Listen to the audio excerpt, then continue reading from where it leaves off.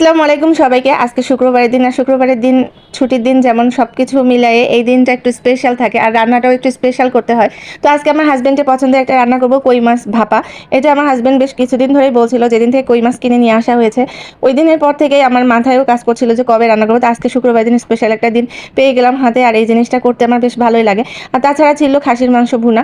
খাসির মাংসটা যতগুলো ফ্রিজে ছিল সবগুলো আজকে রান্না করে ফেলবো, কারণ মাংস জিনিসটা বেশি দিন ফ্রিজে স্টক করে না রাখাই ভালো। এটা শরীরের জন্য বেশি একটা ভালো হয় না।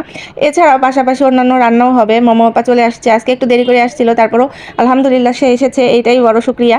তো খাসি মাংসের মধ্যে একটু আলু দিব, আর আলুটা আমার বাচ্চারা খুব পছন্দ করে। আর এখানে হচ্ছে আমার রান্নাগুলো একটা একটা করে শেষ হচ্ছিল, আর আপাও একদিক দিয়ে কাটছিল। আর এই কচু ডাঁটাগুলো, কচু পাতাগুলো আমাকে এনে দিয়েছে একজন, মানে সে আমাদের বাসায় নিয়মিত দুধ দিয়ে যায়, তাকে বলছিলাম। আর এই পাতা ছাড়া এই রান্নাটা আসলে অসম্পূর্ণ থাকে। তো আমার কই মাছগুলো আলহামদুলিল্লাহ একটাও ভাঙে নাই, খুব সুন্দরভাবে একদম মানে উঠে এসেছে। আর সাথে ওই পাতাটা কিন্তু আমরা ফেলে দিই না, ওটাও ভর্তা করি।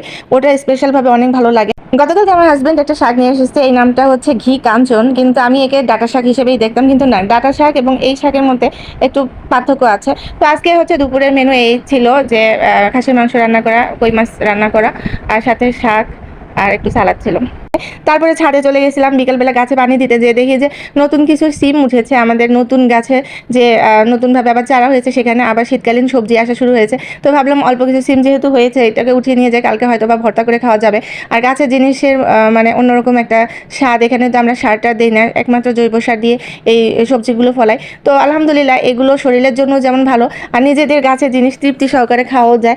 তো আপনাদের অনেক অনেক কমেন্টস পাই, কমেন্টসগুলো আমার আসলে রিপ্লাই দেওয়া হয় না। সবাইকে স্পেশালভাবে থ্যাংক ইউ জানাই যে আমার ভিডিওটা আপনারা দেখেন এবং